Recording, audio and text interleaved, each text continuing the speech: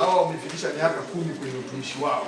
Tangu walipoajiriwa sasa wamefikisha miaka 10. Kwa hiyo wakaona basi kwa furaha hiyo ya kutimiza miaka 10 kumshukuru Mwenyezi Mungu na furaha yao basi wakaona watembelee akina mama na sehemu zingine zenye wahitaji.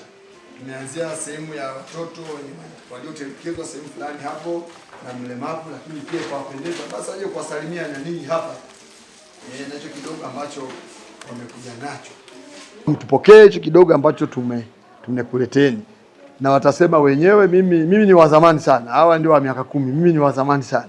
Kwa hiyo watasema wenyewe walichokuleteni, basi tuanze tuache muendelee na taratibu. Askari mmoja wapo wa J1 Songwe ambapo tunasherehekea kufikisha miaka 10 kazini. Tukaona ni vyema kuwatembelea watoto wenye mazingira magumu, tukasema ni vyema pia kuwaona na watoto waliozaliwa. Manake chimbuko linaanzia hapa. Napenda kutoa shukrani kwa Jeshi la Polisi ambao linatimiza miaka 10 katika utumishi wao kwa kuja kuweza kutukumbuka na kuja kutembelea hospitali yetu kwa kuwasaidia wamama waliotoka kujifungua baadhi ya zawadi ndogo. Tunasema asante, Mwenyezi Mungu awabariki, muendelee na moyo huo. Huu usiwe mwisho bali uwe mwanzo wa vitu vingine vizuri. Karibuni sana hospitali ya wilaya ya Vwawa. Shukrani.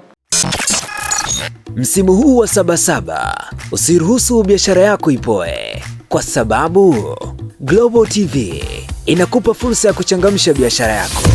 Okoa hadi 50% ya gharama za matangazo na uwafikie mamilioni ya wateja kupitia vifurushi vyetu maalum vya Sabasaba.